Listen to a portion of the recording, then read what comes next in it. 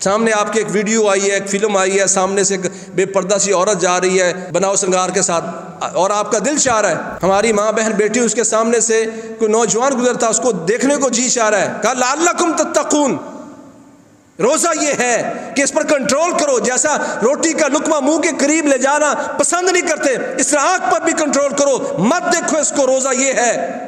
والعینان تزنیان، تو کیسا مسلمان، کیسا روزے دار کہ تو روزہ تو نے رکھا ہوا ہے اور تیری دونوں آنکھیں زنا کر رہی ہیں، وزناہم النظر، کا آنکھوں کا زنا اس کی طرف دیکھنا ہے جس سے رب نے روکا ہے، پھر آپ کہتے ہیں میری آنکھوں کا روزہ ہے۔ فضیلت الشیخ مفتی عبداللطیف، اسلامک اسکالر۔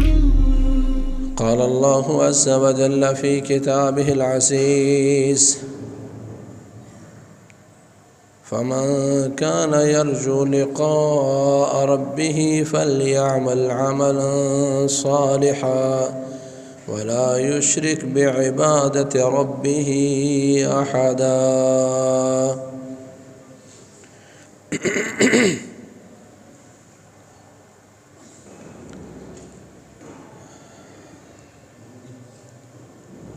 رسول اللہ صلی اللہ علیہ وسلم اپنے صحابہ کو رمضان آنے پر کچھ نصیحتیں فرمایا کرتے تھے کہ پیارے پیغمبر نے فرمایا آتاکم رمضان شہر مبارک، کہ لوگوں تمہارے پاس رمضان کا مہینہ آ رہا ہے جو مبارک مہینہ ہے۔ ہم بھی سمجھتے ہیں کہ رمضان مبارک ہے کہ اس میں برکتیں رکھی گئی ہیں، کیا یہ صرف کہنے کی بات ہے کہ ہم کہتے ہیں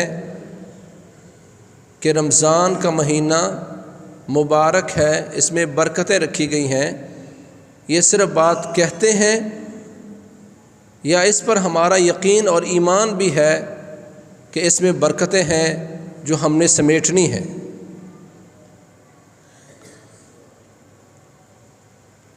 رمضان سے پہلے 11 مہینے ہم دنیا کے لیے خوب محنت کرتے ہیں، اپنی جسمانی ضروریات پوری کرنے کے لیے 24 گھنٹوں میں ہم کتنا ٹائم اپنی دنیا کو، اپنے گھر کو اور اپنے بیوی بچوں کو دیتے ہیں، اور کتنا وہ ٹائم ہے جو خالصتاً ہم اللہ کے دین کو دیتے ہیں، اپنے ایمان کو دیتے ہیں اور اپنی آخرت کو دیتے ہیں۔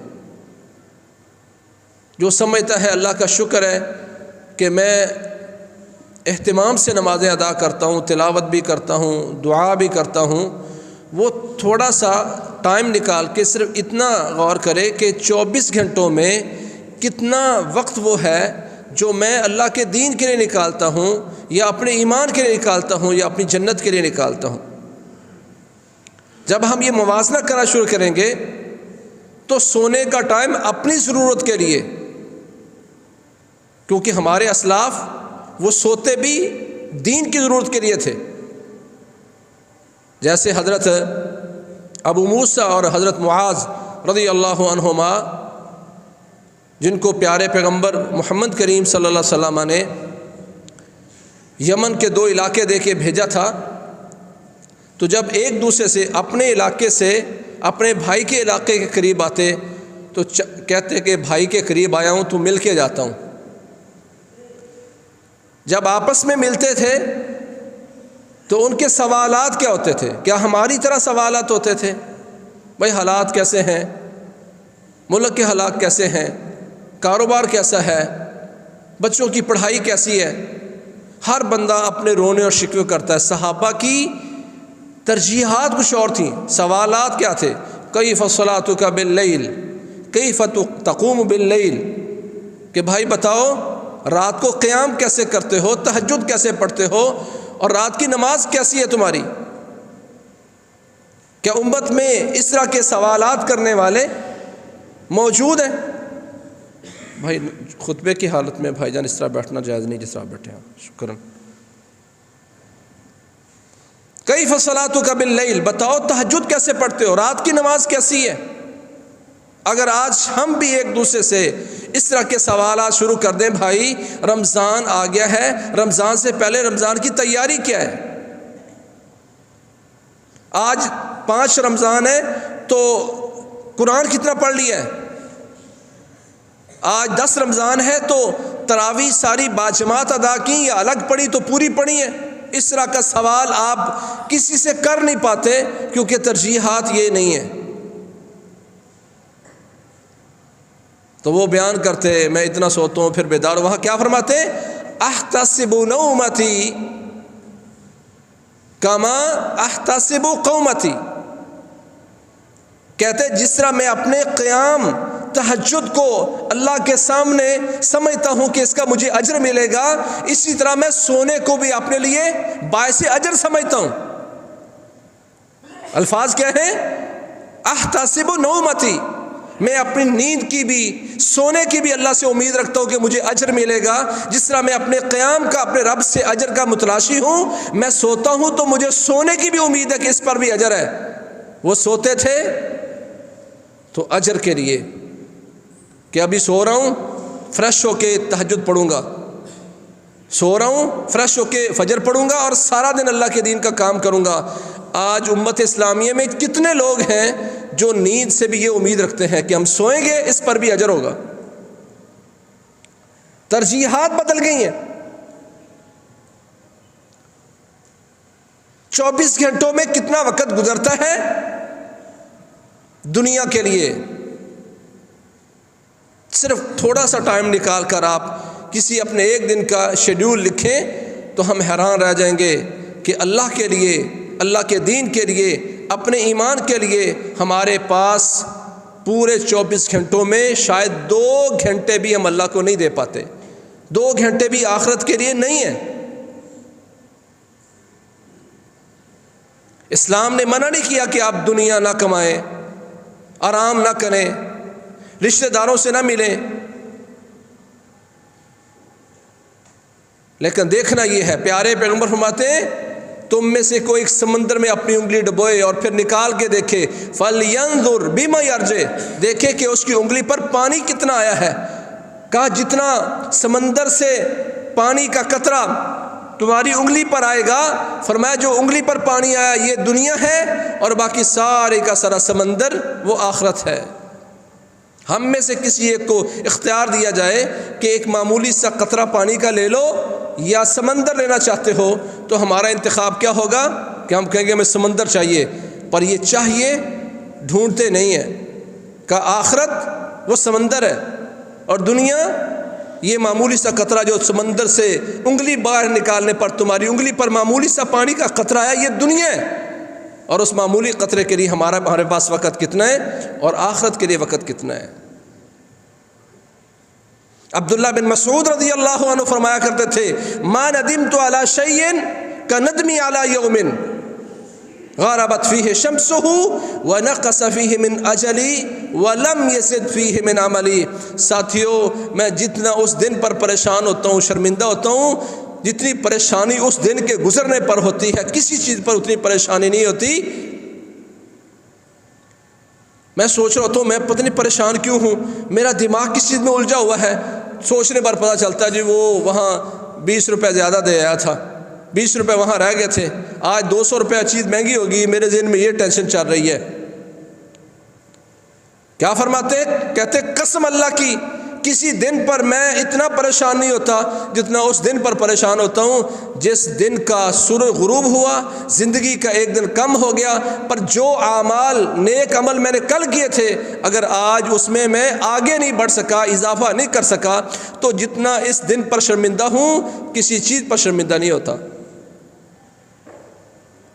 سارا سال 11 مہینے ہم جسمانی ضروریات پوری کرنے کے لیے، دنیا کمانے کے لیے، بیوی بچوں کے لیے، کاروبار کے لیے، اپنے کھیت کھلیان مکانات کے بلڈنگوں اور عمارتوں کے لیے گزارتا ہوں. اللہ نے کہا رمضان کا مہینہ ہم نے دیا لعلکم تتقون، تاکہ اس رمضان میں تم روحانی مسائل کا حل کر سکو۔ جسمانی ضروریات تم نے 11 مہینے پوری کی، اب روحانی ضروریات پوری کرنے کے لیے اللہ نے رمضان کو تم پر متعین فرما دیا۔ اتاکم رمضان شہر مبارک، لوگوں تمہارے پاس وہ رمضان آ گیا ہے جو ایسا مہینہ ہے جس میں برکتیں رکھی گئی ہیں۔ کتنے لوگ ہیں جو ان برکتوں کو سمیٹنے کے لیے پہلے سے تیاری کرتے ہیں۔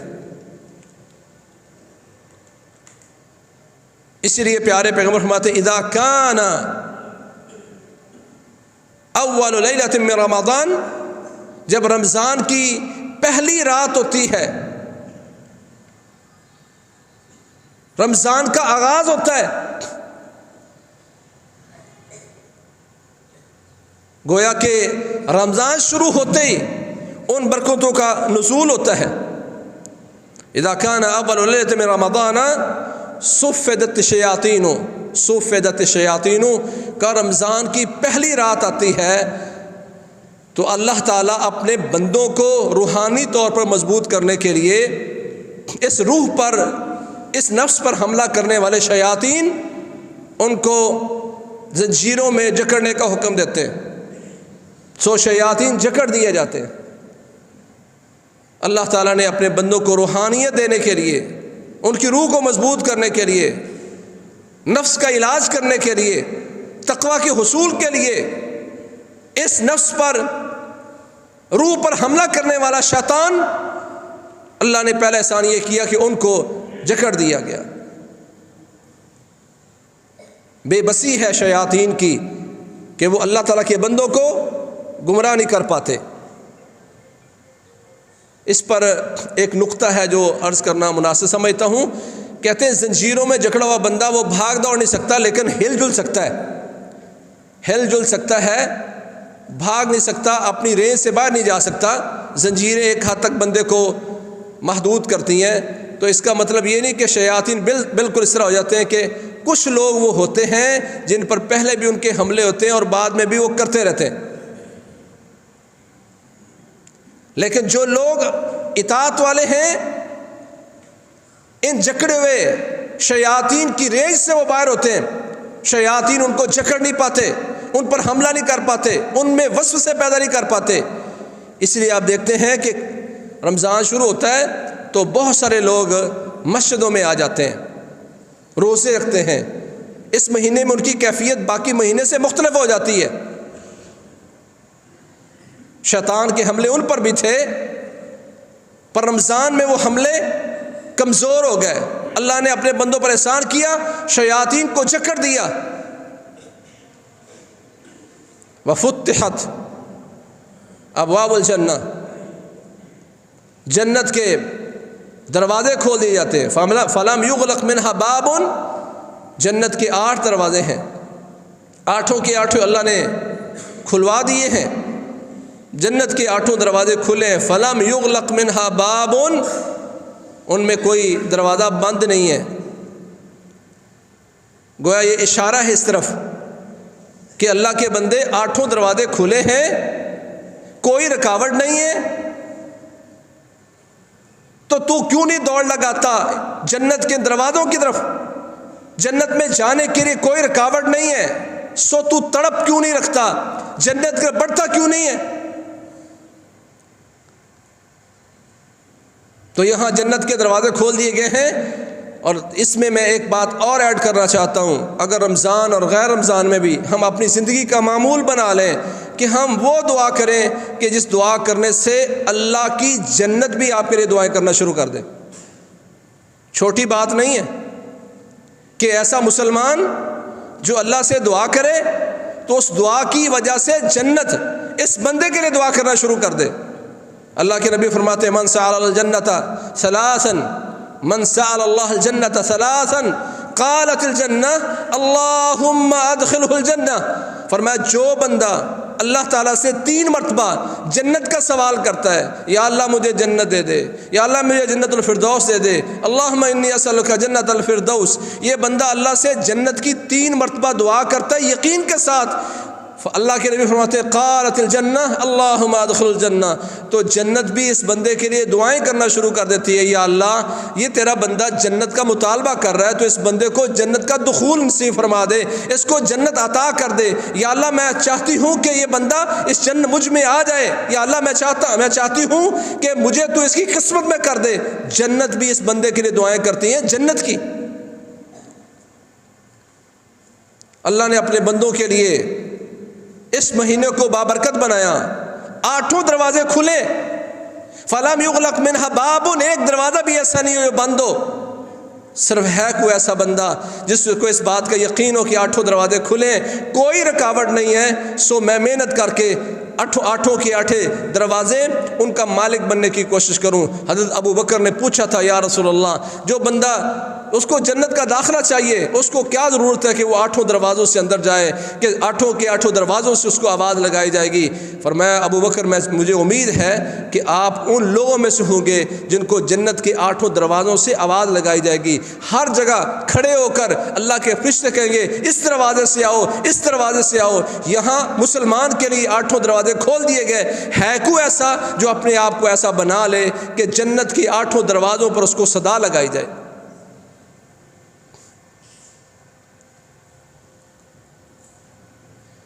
وغلقت ابواب النیران فلم یفتح منها باب، کا جنت کے 8 دروازے ہیں، 8 کھول دیے گئے، کوئی ایک دروازہ بند نہیں ہے۔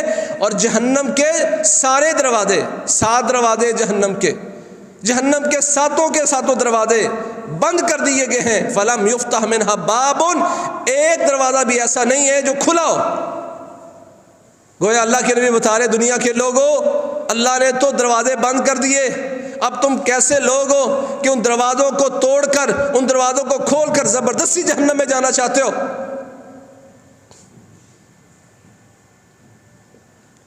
اگر ہم اس بات کا یقین ہے کہ اللہ تعالیٰ نے اسباب پیدا کر دیے، دروازے بند کر دیے، جہنم سے بچ سکتا ہوں، اس یقین کے ساتھ اللہ سے دعا کروں اللہم اجرنی من النار، اللہم اجرنی من النار، اللہم اجرنی من النار۔ اللہ کے لیے فرماتے من استجار من النار 3 قالت النار اللہم اجرہ من النار، کا جو بندہ یقین کے ساتھ، ایمان کے ساتھ، محنت کر کے، عمل ثابت کر کے جو بندہ اللہ تعالیٰ سے 3 مرتبہ جہنم سے پناہ مانگ لیتا ہے تو جہنم بھی اس بندے کے لیے دعا کرتی ہے اللہم اجرہ من النار، یا اللہ تعالیٰ یہ بندہ آگ سے پناہ چاہ جو رہا ہے، پناہ مانگ رہا ہے، تو یا اللہ اس بندے کو آگ سے بچا لے۔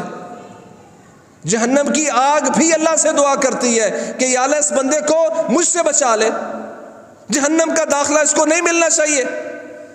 کیسے خوشبخت لوگ ہیں کہ جنت ان کے لیے جنت میں داخلے کی دعا کرے اور جہنم ان کے لیے جہنم سے پناہ کی دعا مانگے۔ یہ اللہ تعالیٰ کی طرف سے فضل ہے، پر کتنے لوگ ہیں جو اس فضل سے فائدہ اٹھانے والے ہیں؟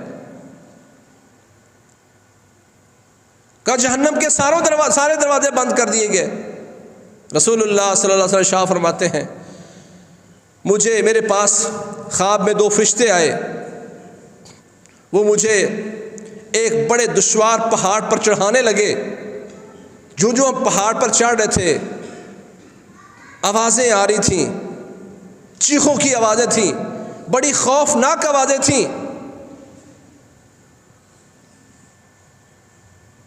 میں گھبرا کر جب اس پہاڑ کی چوٹی پر پہنچا، ٹاپ پر گیا، تو میں نے آگے دیکھا کہ آگے کچھ لوگ ایسے ہیں جن کو لٹکایا ہوا ہے، جن کو الٹا لٹکایا ہوا ہے، اور ان کی بات سے ان کا منہ چیرا جا رہا ہے، اور جب منہ چیرا جاتا ہے تو اس سے خون کے فوارے ہوتے ہیں اور وہ چیخ رہے ہوتے ہیں، چیخیں مار رہے ہوتے ہیں۔ میرے بھائیوں صرف یہ تصور کرو، آج ہم کہتے ہیں ہمارے بچے ہیں، اس کا تو اسکول میں جانا بنتا ہے، اس کے امتحانات آ رہے ہیں، یہ بیچارہ کیسے روزے رکھ سکتا ہے؟ صرف تصور کرو، اللہ نہ کرے میرے عزیزوں میں، میرے خاندان میں، یا مجھ میں سے، ہم میں سے کوئی بندہ ایسا ہو جس کے ساتھ یہ عمل کیا جا رہا ہو کہ اس کو الٹا لٹکایا گیا ہے، باچھیں چیری جا رہی ہیں، کوئی مدد کر، چیخیں مار رہے ہیں، کوئی بچا لے آ کے، کوئی بچانے والا نہیں ان کو، کوئی روکنے والا نہیں ان کو، بار بار ان کی باچھیں چیری جا رہی ہیں، ان سے خون کے فوارے چھوٹ رہے ہیں۔ اللہ کے نبی پوچھتے ہیں، میں نے کہا یہ کون ہے؟ کہا یہ وہ لوگ ہیں جو افطاری سے پہلے روزہ توڑ دیا کرتے تھے، روزے دار ہیں پر روزہ پورا کرنے سے پہلے توڑ دیتے ہیں، یہ وہ لوگ ہیں۔ یہاں ایک مسئلہ سمجھ لیں، ہمارے ہاں یہ ایک ذہن بنا دیا گیا ہے کہ روزہ رکھ کر توڑنا بڑا ہی جرم ہے، روزہ رکھ کر توڑنا یہ بہت بڑا جرم ہے، اور روزہ نہ رکھنا اس سے کم جرم ہے۔ افسوس یہ ہے کہ عالم بھی ہم خود ہیں، مفتی بھی ہم خود ہیں، قاضی بھی ہم خود ہیں، سارے فیصلے ہم خود کرتے ہیں۔ یہ بات آپ کو کس نے کہہ دی کہ روزہ رکھ کر توڑنے والا بڑا مجرم ہے اور روزہ نہ رکھنے والا کم مجرم ہے؟ روزہ نہ رکھنے والا بڑا مجرم ہے، جس نے 4 گھنٹے 5 گھنٹے 6 گھنٹے 10 گھنٹے جس نے روزہ رکھا ہے، وہ 10 گھنٹے اس نے اللہ کی اطاعت میں گزارے ہیں، باقی 2-3 گھنٹے اس نے نافرمانی میں گزارے ہیں۔ جس نے 14 گھنٹے 24 گھنٹے اللہ کی نافرمانی میں گزارے، وہ اس سے بڑا مجرم ہے۔ سوچو، جس نے روزہ رکھ کر توڑا، اگر اس کو الٹا کے اس کی باتیں چیری جا رہی ہیں، جس نے دن میں 100 مرتبہ روزہ توڑا ہے، صبح بھی ناشتہ کیا، پھر 2 گھنٹے بعد پانی پیا، پھر دوبارہ پانی پی رہا ہے، پھر کھا پی رہا ہے، یہ بندہ اس سے بڑا مجرم ہے جس نے آدھا دن یا اس سے زیادہ وقت روزہ رکھ کے توڑا۔ روزہ نہ رکھنے والا اس سے بڑا مجرم ہے۔ سوچو اس کے ساتھ کیا ہونے والا ہے۔ اس کا کیا یہ مطلب ہے کہ جس نے روزہ رکھا اور توڑ دیا اس کو تو یہ سزا ملے گی، جس نے روزہ رکھا نہیں وہ بچ جائے گا؟ یہ جو بندہ روزے نہیں رکھتا، اسلام ایسے بندے کو مسلمان ماننے کے لیے تیار نہیں ہے۔ یہ ارکان اسلام میں سے ہے۔ رکن کا معنی ہوتا ہے جس کے نہ ہونے سے چیز پوری نہ ہو۔ نماز میں رکوع رکن ہے، آپ نے رکوع نہیں کیا آپ کی نماز نہیں ہوئی۔ سجدہ رکن ہے، نہیں آپ نے کیا تو نماز نہیں ہوئی۔ فاتحہ نہیں پڑھی تو نماز نہیں ہوئی۔ رکن کے نہ ہونے سے چیز نہیں ہوتی۔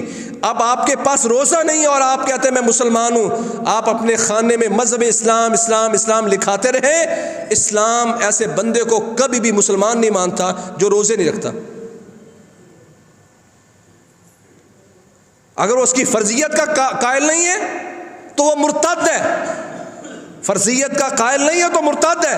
اور اگر کہتا ہے جی روزے رکھنے تو چاہیے پر میں نہیں رکھ پا رہا، تو یہ پھر بھی مسلمان نہیں ہے، کیونکہ اس نے اعتراف کیا اور رکن اسلام اس میں موجود نہیں ہے۔ جس طرح کسی چیز میں رکن نہ ہو تو وہ چیز نہیں ہوتی۔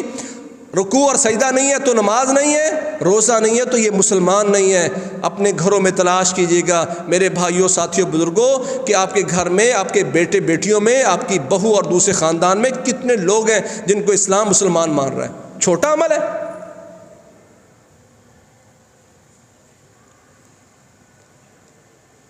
جہنم کے سارے دروازے بند کر دیے گئے تھے، ایک بھی ایسا نہیں تھا جو کھلا ہو۔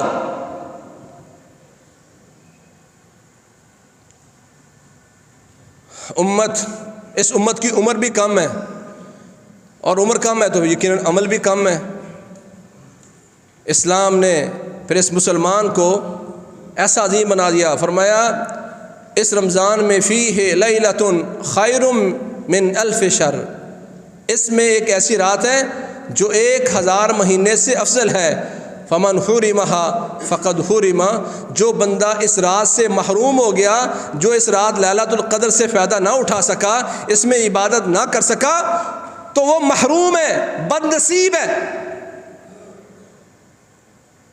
کہ ایک رات کی عبادت میں 83 سال کا اس کو ثواب مل جائے، 1000 مہینوں کا اجر ملے۔ واللہ یرید ان یتوب علیکم، اللہ تو تمہیں معاف کرنا چاہتا تھا۔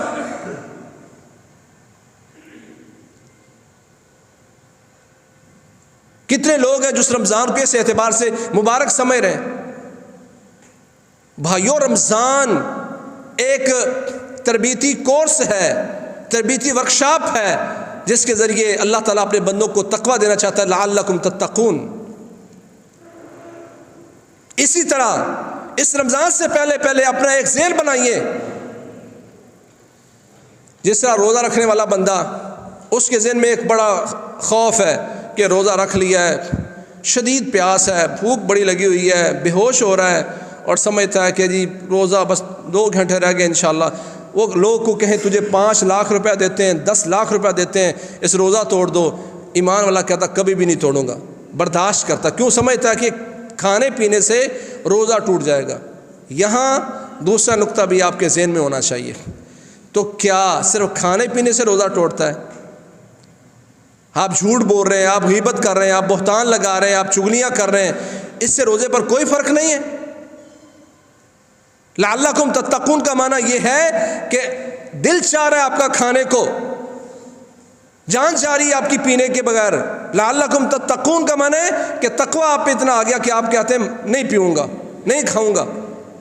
تقوی کا معنی یہ ہے کہ مجلس میں آپ بیٹھے ہوئے ہیں، جھوٹ بولنے کو آپ کا دل چاہ رہا ہے، لعلکم تتقون، پھر یہ روزہ آپ کو روکے گا۔ روزہ جھوٹ نہیں بولنا، روزے دار ہو، اس سے روزے میں کمی آ جائے گی، اجر جائے گا، ختم ہو جائے گا، ٹوٹ جائے گا، یہ ذہن میں نہیں ہے۔ فرمایا من لم یدع قول الزور والعمل به فلیس للہ حاجۃ فی ان یدع طعامہ وشرابہ، جس نے جھوٹ بولنا بند نہ کیا، جھوٹ پر عمل کرنا بند نہ کیا، اللہ تعالیٰ کو اس کے بھوکا پیاسا رہنے کی کوئی ضرورت نہیں ہے۔ بتایا ہے کہ مسلمان لعلکم تتقون کا معنی ہے جیسے تو روٹی منہ کے قریب نہیں لے جاتا، اسی طرح دوسری چیزیں بھی ہیں جس میں تجھے تقوی ملنا چاہیے۔ سامنے آپ کے ایک ویڈیو آئی ہے، ایک فلم آئی ہے، سامنے سے بے پردہ سی عورت جا رہی ہے بناؤ سنگار کے ساتھ، اور آپ کا دل چاہ رہا ہے، ہماری ماں بہن بیٹی اس کے سامنے سے کوئی نوجوان گزرتا، اس کو دیکھنے کو جی چاہ رہا ہے۔ کہا لعلکم تتقون، روزہ یہ ہے کہ اس پر کنٹرول کرو، جیسا روٹی کا لقمہ منہ کے قریب لے جانا پسند نہیں کرتے، اس طرح آنکھ پر بھی کنٹرول کرو، مت دیکھو اس کو۔ روزہ یہ ہے والعینان تزنیان، تو کیسا مسلمان، کیسا روزے دار کہ تو روزہ تو نے رکھا ہوا ہے اور تیری دونوں آنکھیں زنا کر رہی ہیں۔ وزناہم النظر، کا آنکھوں کا زنا اس کی طرف دیکھنا ہے جس سے رب نے روکا ہے، پھر آپ کہتے ہیں میری آنکھوں کا روزہ۔ رمضان تربیتی ورکشاپ ہے مسلمان کے لیے کہ آپ نے 11 مہینے خوب محنت کی دنیا کمانے میں، جسمانی ضروریات پوری کرنے میں، اور یہ مہینہ ہے آپ کی روحانی ضروریات پوری کرنے کے لیے۔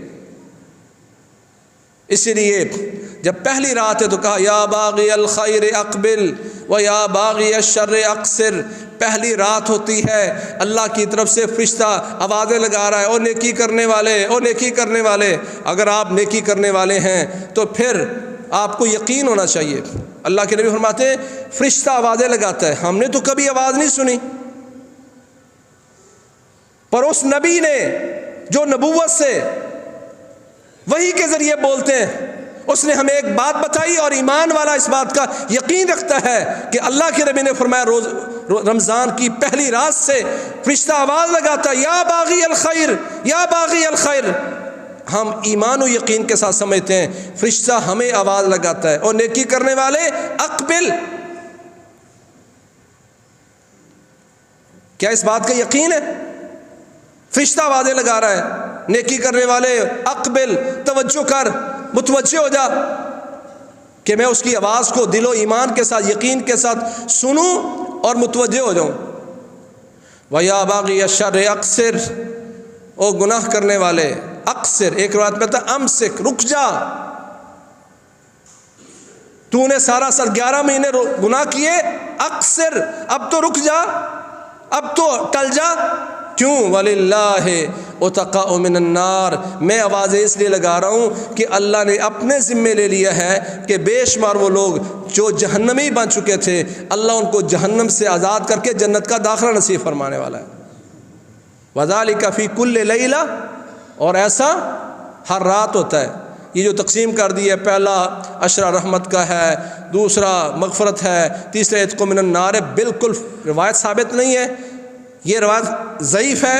صحیح بات جو اللہ کے نبی نے فرمایا وَذَلِكَ فِي كُلِّ لَيْلَةٍ، رمضان کی ہر رات رحمت والی ہے، رمضان کی ہر رات مغفرت والی ہے، رمضان کی ہر رات میں اللہ جہنم سے آزادیاں دیتا ہے، رمضان کا ہر دن اور رات رحمت، مغفرت اور جہنم سے آزادی کا دن اور رات ہے۔ یہ اللہ کے نبی کی صحیح احادیث سے ثابت ہے۔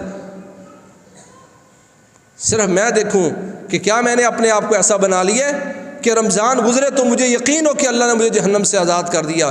جنت کے سارے دروازے کھول دیے گئے تھے، جہنم کے سارے دروازے بند کر دیے گئے تھے۔ آواز لگانے والا آواز لگاتا ہے، ایک روزہ فتحت ابواب السماء، لوگوں رمضان آیا ہے تو آسمانوں کے دروازے بھی کھل گئے۔ تو آسمانوں میں تمہارا کیا جا رہا ہے، کبھی سوچا؟ تو بھائی اللہ کے نبی فرماتے ہیں انگلی ڈبو کے دیکھو سمندر میں، باہر نکال کے دیکھو کیا آیا ہے، معمولی سا قطرہ۔ کہا جو تمہاری انگلی پر معمولی سا قطرہ ہے یہ دنیا ہے، اور باقی سارے کا سارا سمندر وہ آخرت ہے۔ 11 مہینے ہم نے اس دنیا کے معمولی قطرے کے لیے بڑی محنت کی، اب یہ 12واں مہینہ رمضان کا مہینہ شہر مبارک جس کو قرار دیا ہے، اس میں محنت کر کے اگر ایک سارے سمندر کے مالک بن سکیں تو ہمیں اس پہ کوشش کرنی چاہیے، ایک شیڈیول بنانا چاہیے کہ 24 گھنٹوں میں جس طرح دنیا کے لیے میں نے باقی مہینوں میں بڑی محنت کی، تو جتنا میں نے 11 مہینوں میں دنیا کو وقت دیا تھا اب میں اتنا وقت رمضان میں اپنی آخرت کو دوں گا۔ تو انشاءاللہ وَلِلَّهِ عُتَقَاءُ مِنَ النَّارِ، اللہ کے ذمے ایسے لوگوں کو جہنم سے آزاد کرنا۔ تو امید ہے انشاءاللہ اللہ تعالیٰ فضل فرمائے گا، ہمیں محنت کی توفیق دے گا، دن کو روزہ رکھیں گے، رات کو قیام کریں گے، صدقے پر دعا پر اہتمام کریں گے، لیلۃ القدر کے لیے محنت کریں گے، تیاری کریں گے، اعتکاف کا موقع بنائیں گے۔ یہ ساری چیزیں اگر کر دی تو پھر فرمایا اللہ کے ذمے ہے ایسے لوگوں کو جہنم سے آزاد کرنا۔ اللہ تعالیٰ ہمیں ایسا بنا دے کہ ہم جب رمضان گزاریں تو اللہ تعالیٰ ہمیں جنت الفردوس کا مالک بنا چکا ہو، جہنم سے آزادی مل چکی ہو۔